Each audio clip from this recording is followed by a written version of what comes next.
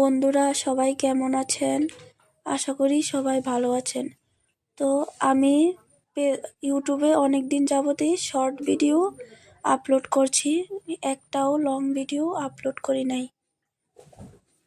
আজকে আমি আপনাদের ভালোবাসায় একটা লং ভিডিও আপলোড করেছি।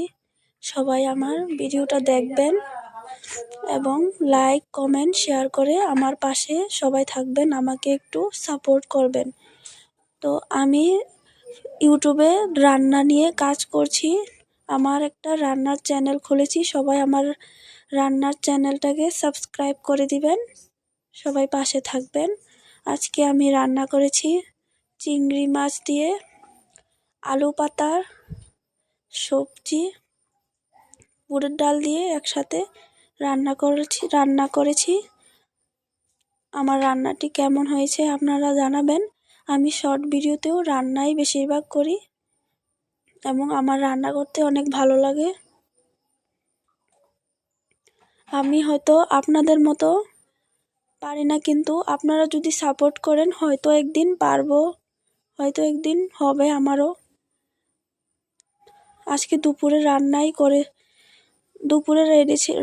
রান্না করেছিলাম, তো এখন আমি ভিডিওটা আপলোড করতে যাচ্ছি। এখন তো আর দুপুর নয়, এখন রাত্র হয়ে যাচ্ছে। তার সাথে রয়েছে নদী থেকে টাটকা চিংড়ি মাছ দুটো, তারপর রয়েছে ট্যাংরা মাছ নদীরই। তো এগুলো নুন হলুদ মাখিয়ে চিংড়ি মাছগুলো ভাজতে গেলে দেখবেন এগুলো বেঁকে যায়, তো এই জন্য এর মধ্যে শলা ঢুকিয়ে নিচ্ছি। তো এখন এগুলোকে লাল লাল করে ভেজে নেব। ভেজে সব মশলা দিয়ে একে একে ভেজে তুলে তো এগুলোকে রান্না করে নেব। তো আমার রান্না আপনাদেরকে কেমন লাগে সবাই জানাবেন।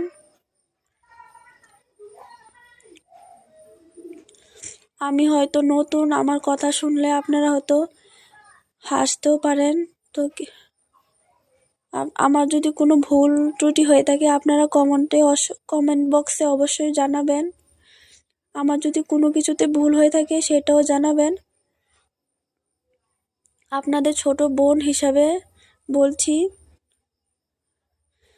আপনাদের ছোট বোনরা যদি কোনো ভুল করে আপনারা সেটা ক্ষমা করেন না, তো তেমনি আমাকেও ক্ষমা করবেন যদি কোনো ভুল ত্রুটি হয়ে থাকে। আমি বারবারই শুরুতেই বলছি যে আমি